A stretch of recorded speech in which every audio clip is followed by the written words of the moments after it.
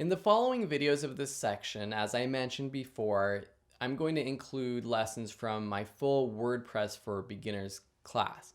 Now, in that class, everything's broken down into different sections, nice and easy. So everything in this class is going to be lumped together in this section, but it's in the same order as in the class. So starting with the next lesson, we're going to go back, learn a little bit more about WordPress hosting, the different options. I'm going to show you how to get started with hosting on Bluehost, and then installing new themes, changing the themes, editing your website, all kinds of good stuff, all the plugins that I recommend you having.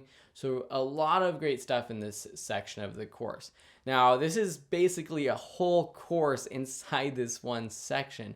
And so it might take a little while for those of you who want to learn WordPress.